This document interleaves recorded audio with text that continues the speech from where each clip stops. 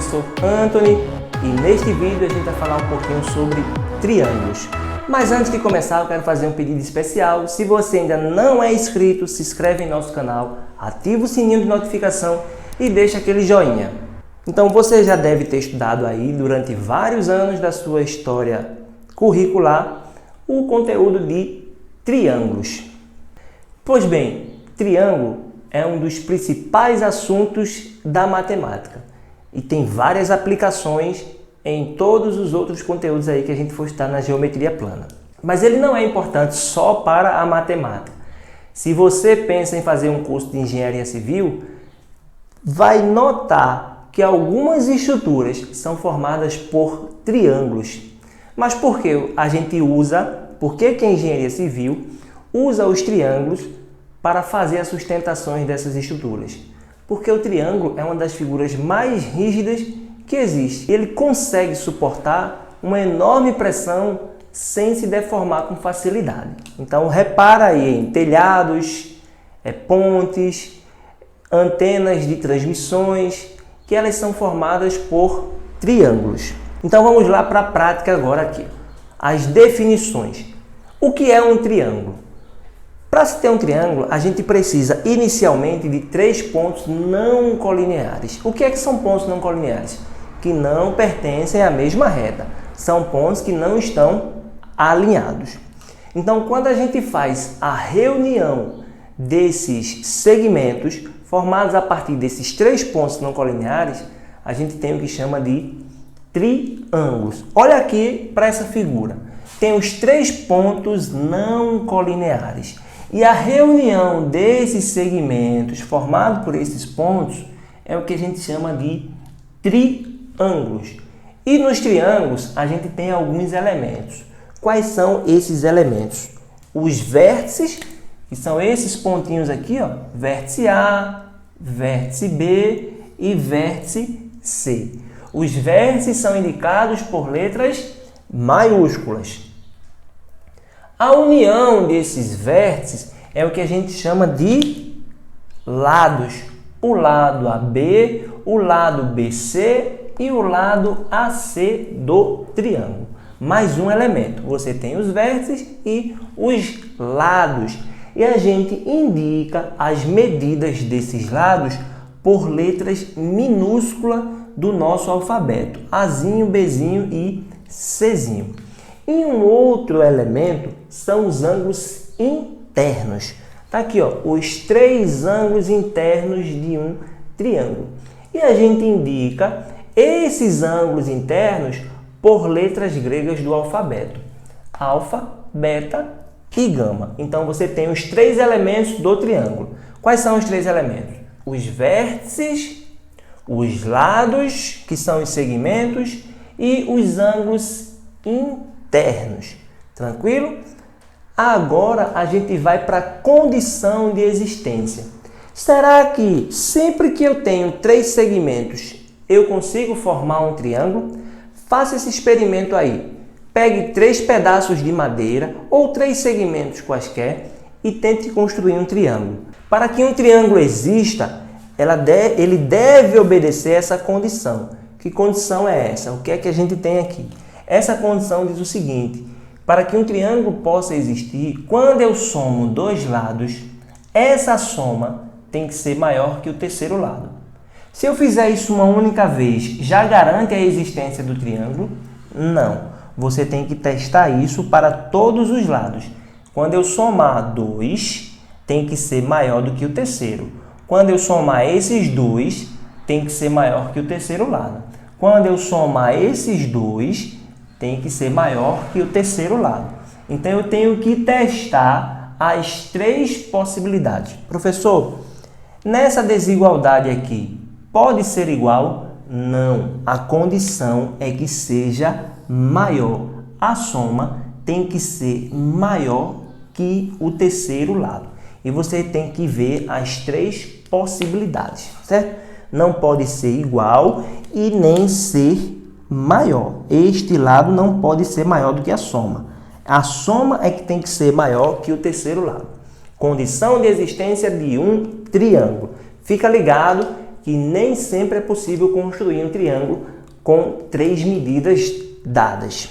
Uma outra propriedade muito importante sobre os triângulos é sobre a soma dos ângulos internos.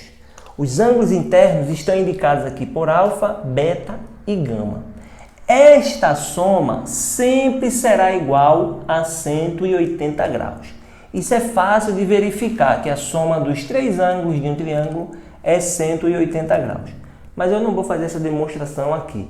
Em vídeo posterior, eu coloco aí a demonstração de que a soma dos ângulos internos de um triângulo é sempre 180 graus. Pode ser maior do que 180, professor? Não. Pode ser menor do que 180? Também não.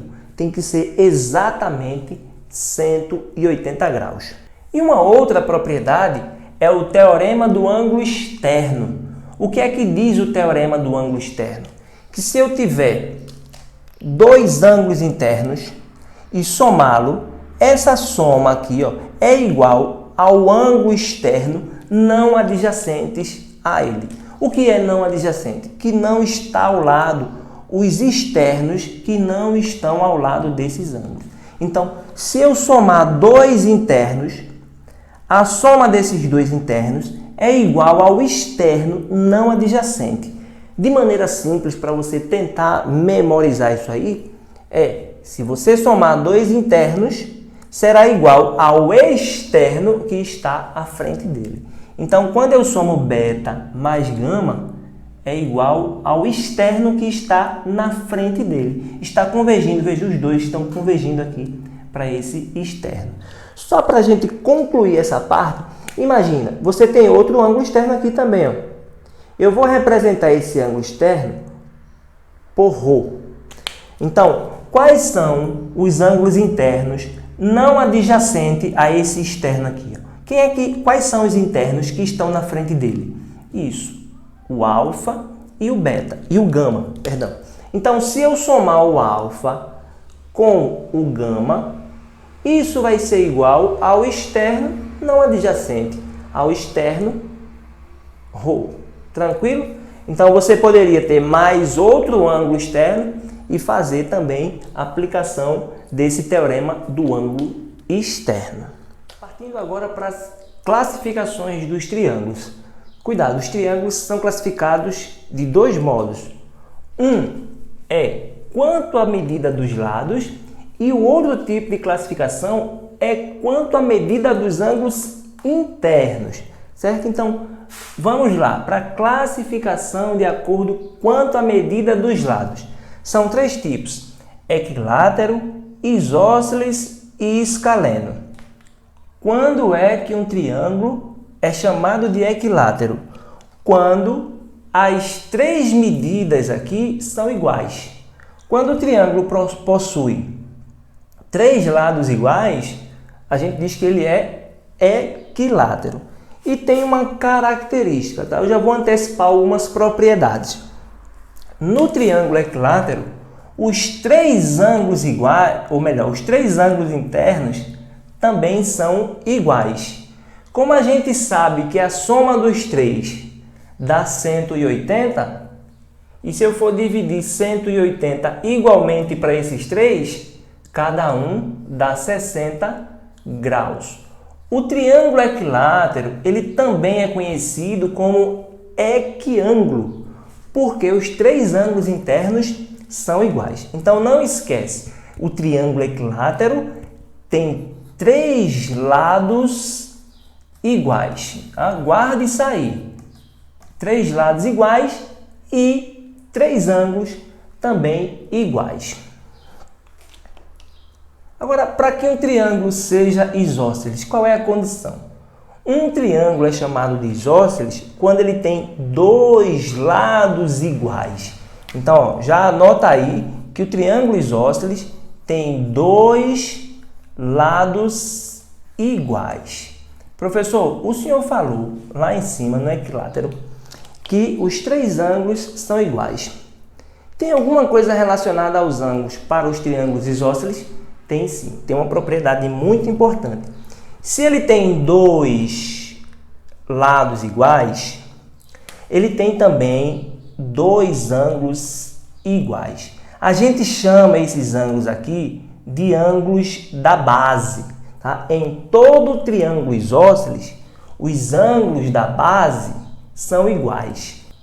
Então aqui você tem o seguinte, ó, dois lados iguais e dois ângulos iguais. Vale o contrário também, professor. Se o triângulo tem dois ângulos iguais, ele tem dois lados iguais? Sim, vale também. Se ele tem dois ângulos iguais, ele é isósceles, então ele tem dois lados iguais. Isso é um se somente se que a gente fala na matemática.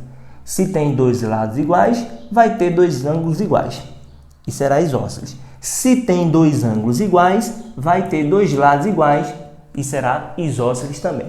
Isso é uma propriedade dos triângulos isósceles. E por fim, tem o triângulo escaleno. Veja, nós temos três lados iguais, dois lados iguais, falta aquele com três lados diferentes. Então, todos os lados no triângulo escaleno são diferentes. Professor, tem alguma propriedade para os ângulos? Olha, você vai por associação. Se tem três lados iguais, tem três ângulos iguais.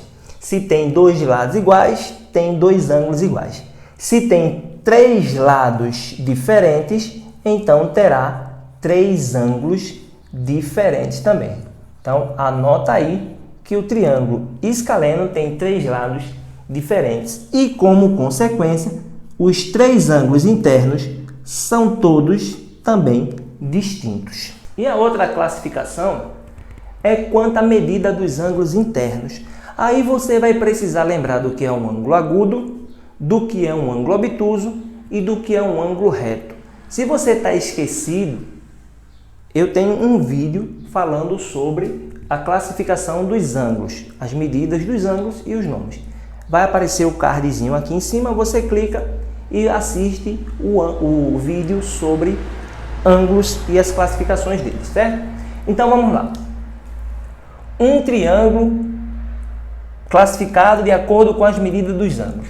Quando é que eu chamo esse triângulo de acutângulo? Ó, acutângulo tem a ver com ângulo agudo. Quando os três ângulos deste triângulo são agudos, a gente chama ele de acutângulo. Todos os ângulos aqui, ó, você vai ter ângulos agudos.